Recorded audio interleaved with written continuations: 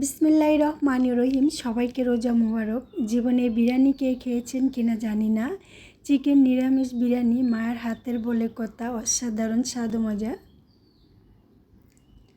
আসসালামু আলাইকুম, আমি জেসিন স্বপ্না ঢাকা থেকে বলছি। জেসিন স্বপ্না ব্লগ থেকে সবাইকে আরেকবার স্বাগতম। কাছে এবং দূরে, দেশ ও দেশের বাইরে যে যেখান থেকে আমার ভিডিও দেখছেন এবং দেখবেন, আশা করছি আল্লাহর রহমতে সবাই ভালো আছেন। আলহামদুলিল্লাহ, আমিও ছোট্ট পরিবার নিয়ে ভালো আছি। দেখতে দেখতে আমাদের পবিত্র মায়ের রমজান শেষ হয়ে যাচ্ছে। আমরা হাসি আনন্দ খুশি মেতে উঠছি। আমরা ঈদ পাবো, আনন্দ করব। আর অন্ধকার কবরে যারা শুয়ে আছে তারা আল্লাহর কাছে পানাহ চাচ্ছে আর বলছে, আল্লাহ পবিত্র মায়ের রমজান যাতে সারা বছর থাকতো, আমরা জান্নাতে থাকতে পারতাম। সবার জন্য দোয়া করি, আল্লাহর জন্য সবাইকে নেক হায়াত দান করে এবং সমস্ত কবরবাসীকে জান্নাতবাসী করে দেয়। আজ আমি আপনাদের মাঝে নতুন একটা রেসিপি নিয়ে এসেছি। এই রেসিপিটা অনেকেরই জানা, আবার অনেকেরই অজানা। আর এই রেসিপিটা হয়েছে আমার মায়ের হাতের রেসিপি। মায়ের হাতের বলে রান্নার কথা, মায়ের ভালোবাসা, মায়ের রান্নার কোনো বিকল্প নেই। আমার মা মাঝে মাঝে দেখতাম এইভাবে চিকেন নিরামিষ বিরিয়ানি রান্না করতো। খেতে অসাধারণ স্বাদ, মজা, তৃপ্তি সব কিছুই ভরপুর পেয়ে যেতাম। মা কীভাবে রান্না করে জানি না, কিন্তু মায়ের হাতে রান্নার কোনো বিকল্প নাই। মা তো মাই, আমার মা হোক আর পৃথিবীর সমস্ত মাই হোক, যেভাবে রান্না করে সে রান্নার ভিতরে অনেক ভালোবাসা পাওয়া যায়। এখানে আমি মুরগিটা ভেজে নিয়েছি আর গরম পানি করে নিয়েছি, আর এখানে একটু কিছু পেঁয়াজের বেরেস্তা করে নিয়েছি। তার ভিতরে দিয়ে দিয়েছি 2টা তেজপাতা, 2টা দারচিনি এবং 3টা এলাচ দিয়ে দিয়েছি। দিয়ে আমি এটা খুব সুন্দর করে তেলের ভিতর লাল লাল করে ভেজে নিয়েছি, যতক্ষণ পর্যন্ত না ফ্লেভারটা বের হয়ে আসে। ভাজা হয়ে গেছে। এখন আমি এখানে দিয়েছি মটরশুঁটি আর কিছু আলু, আর দিয়ে দেবো এখন গাজর। এই 3টা সবজি দিয়ে আজকে আমি খুব সুন্দর করে চিকেন নিরামিষ বিরিয়ানি রান্না করে নিব। আমার মায়ের হাতের রেসিপিটা খুব মনে পড়ছিল, আর অনেক দিন যাবত খাই না। কারণ বিয়ে হয়ে গেলে না, মেয়েরা বাপের বাড়ি থেকে পর হয়ে যায়, আর নিজের সংসার স্বামী সন্তান ছেড়ে কোথাও যেতে চায় না, আর যাওয়ার সুযোগই হয়ে ওঠে না। আর গেলেও 1 থেকে 2 দিন, এর বেশি থাকা যায় না, এটা স্বামীর আদেশ। এখানে খুব সুন্দর করে আমি ভেজিটেবলটা ভেজে নিয়ে এখন আদা রসুন বাটা দিয়ে দিয়েছি। দিয়ে আবার এটা আমি খুব সুন্দর করে কিছুক্ষণ নেড়েচেড়ে ভেজে নিব, যাতে আদা রসুন বাটার যে একটা কাঁচা গন্ধ আছে সেটা দূর হয়ে যায়। দূর হওয়ার পরে আমি এখন দিয়ে দিয়েছি সেই চিকেন, যে চিকেনটা আমি ছোট ছোট করে ভেজে রেখেছিলাম, এখন দিয়ে দিয়েছি সেটা। দিয়ে আমি সবগুলো উপকরণ একসাথে খুব সুন্দর করে লাল লাল করে ভেজে নিব, যাতে খুব সুন্দর একটা ফ্লেভার আসে। মায়ের হাতের রেসিপি বলে কথা, মা যেভাবে রান্না করুক সে রান্না কিন্তু অনেক স্বাদ ও মজা হয়।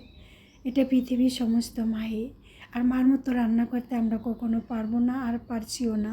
হাজার চেষ্টা করলেও ব্যর্থ হয়ে যাচ্ছি। আমি খুব সুন্দর করে কষিয়ে লাল লাল করে ভেজে এখন আমি দিয়ে দিয়েছি বিরিয়ানির মশলা। বিরিয়ানি রান্না করব মানে বিরিয়ানি মশলা। বিরিয়ানি মশলা যদি না দেন তাহলে কিন্তু সেই বিরিয়ানির স্বাদ, ঘ্রাণ, মজা কিছুই পাবেন না। আর মায়েরা যে রান্না করে, তারা যেভাবে রান্না করুক, তাদের রান্নার ভিতরে পৃথিবীর সর্বশ্রেষ্ঠ রান্না, সব রান্না কি হার মানায় মায়ের রান্নার কাছে। আমার মা অনেক মজা করে রান্না করে, খেতে শুধু মন চায়। আর শুধু আমার মা নয়, পৃথিবীর সমস্ত মায়ের রান্না এরকমই ভালোবাসা ভরপুর হয়। সবজি আর চিকেন খুব সুন্দর করে নেড়েচিড়ে লাল লাল করে ভেজে আর বিরিয়ানি মশলা দিয়ে ফির ভেজে এখন আমি দিয়ে দিচ্ছি চাল। আমি এখানে পোলাও চাল, চিনি গুঁড়া পোলাও চালটা ব্যবহার করছি। এই চালটা ধুয়ে পরিষ্কার করে রেখেছিলাম, এখন দিয়ে দিচ্ছি। জীবনে কাজ করতে এসে বা কাজ করতে গেলে অনেক ব্যথা পাওয়া যায়, অনেক আঘাত পাওয়া যায়। ব্যর্থ হই, সফল হই না, তা নিয়ে আমাদের নানান চিন্তা ভাবনা এবং ভাগ্যকে আমরা দোষ দেই। মানুষ বড়ই আজব প্রাণী। ডুবে গেলে জলকে দোষ দেয়, হোঁচট খেলে পাথরকে দোষ দেয়, কর্মের দোষ ভাগ্যকে দেয়, কিন্তু নিজের ভুলটা কোনো দিন দেখতে পায় না। এটা আমরা প্রত্যেকটি মানুষ। আমরা কাজ শুরুতে শেষ পর্যন্ত অনেকেই ভুল করে থাকি, কিন্তু আমাদের ভুলটা আমাদের চোখে পড়ে না। আর সেই ভুলটা যদি আমরা সংশোধন করে নিজের কাজটাকে নিজে পরিপূর্ণভাবে করতে পারি, তাতেই আমরা সন্তুষ্ট এবং আমরা সফল। এখানে খুব সুন্দর করে আমি এটা লাল লাল করে ভেজে নিব। এইভাবে নেড়েচেড়ে ভাজতে হবে যাতে একটা চালও না ভাঙে, সবগুলো চাল যাতে আস্ত থাকে। ভাজা হয়ে গেছে, এখন আমি দিয়ে দিয়েছি ওই যে গরম পানি করে রেখেছিলাম। আমি বিরিয়ানি, পোলাও, খিচুড়ি যেটি রান্না করি এটা আমার মায়ের থেকে শিক্ষা পেয়েছি যে গরম পানি দিলে সেটা নাকি ঝরঝরা এবং খেতেও মজাও সুস্বাদু হয়। তো এখন আমি দিয়ে দিচ্ছি বিট লবণ। বিট লবণটা দিলে একটু ঘ্রাণ বা স্বাদ বের হয়ে যায় বেশি, আমার কাছে মনে হয়। আর দিয়ে দিয়েছি কয়েকটা আস্ত কাঁচামরিচ। আর এখন দিয়ে দিচ্ছি একটু চিনি স্বাদটা দ্বিগুণ বেড়ে যায়। আমার হাজব্যান্ড অনেক দিন ধরে বলছিল বিরিয়ানি রান্না করতে, তো রোজার ব্যস্ততার কারণে রান্না করতে পারি না, আর ইচ্ছা করেও করছি না, কারণ বিরিয়ানি খেলে তেমন আমার কাছে একটা ভালো লাগে না, কিন্তু উনির কাছে অনেক পছন্দ। তো সব জল্পনা কল্পনা শেষ করে আজকে বিরিয়ানিটা রান্না করে নিয়ে নিলাম। অনেক কথা শোনার পরে মেয়েরা বেশি আনন্দ পায় ঝগড়া করে স্বামীকে হারাতে পারলে। স্বামীর পরাজিত মুখটা স্ত্রীর কাছে যুদ্ধ জয়ের মতো মনে হয়। তো অনেক যুদ্ধ করি আজ রান্না করেছি, আলহামদুলিল্লাহ খুব সুন্দর করে রান্না করেছি। উনি খেয়েও খুব মজা বলেছে, এবং উনি যত খাবারকে স্বাদ ও মজা বলে সেখানে আমার সফলতা অর্জন হয় আমার কাছে মনে হয়, এবং প্রত্যেকটি মেয়ের কাছে মনে হয়। প্রত্যেকটি পরিবারকে সুখে শান্তিতে আর এভাবে বিনোদনের মাঝে রাখতে পারলে আমরা মেয়েরা খুশি। আমাদের চাওয়া পাওয়া, আমাদের আনন্দ সব কিছু ব্যথায় যাক। বিরিয়ানি রান্না করে এখন আমি একটা সালাদ বানিয়ে নিয়েছি। এখানে নিয়ে নিয়েছি আমি টমেটো আর শসা আর পেঁয়াজ আর একটা কাঁচামরিচ। এভাবেই রান্না করে নিচ্ছি। আজকের আমার হাজব্যান্ডের পছন্দ রান্নাটা। থামবেন, একটু ভাবেন।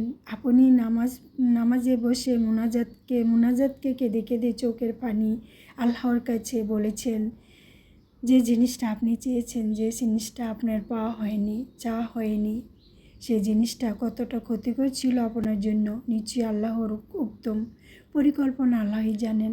আমরা কোনো কিছু না পেলে বিগ্রত হই, চিন্তা চেতনা ভাবনা করি, কিন্তু সেটা আমাদের জন্য ভালো ছিল না মোটেই। একমাত্র আল্লাহই জানে, আমার রব জানে। আল্লাহ আমাদের যেভাবে যে অবস্থায় যেখানে রাখবেন, সব মিলিয়ে আলহামদুলিল্লাহ। এই তো আমার বিরিয়ানি রান্না হয়ে গেছে, আর আমি একটু পরিবেশন করে আপনাদের মাঝে শেয়ার করে দিয়েছি। ঈদ আসছে, আমরা আনন্দ খুশি মেতে উঠছি, মার্কেট করছি, কিন্তু কবরবাসীরা ইয়া নাফসি বলছে। একদিন মৃত্যুতেই থেমে যাবে জীবনের সব রঙিন আয়োজন। আমাদের এইভাবেই জীবন চলবে না। আমাদের পরকাল বলে একটা কথা আছে, সেটা ভেবে চিন্তি আমরা দুনিয়াতে বসবাস করব। এখানে আজকে সমস্ত কাজকর্মর মাঝে আপনাদের কাছে বিদায় নিচ্ছি। আমার কোথাও কাজের মাঝে যে কোনো অংশ ভুল হয়ে থাকে ক্ষমা দৃষ্টিতে দেখবেন। চ্যানেলটাকে সাবস্ক্রাইব করবেন, একটা লাইক দিবেন। আল্লাহ হাফিজ, আসসালামু আলাইকুম।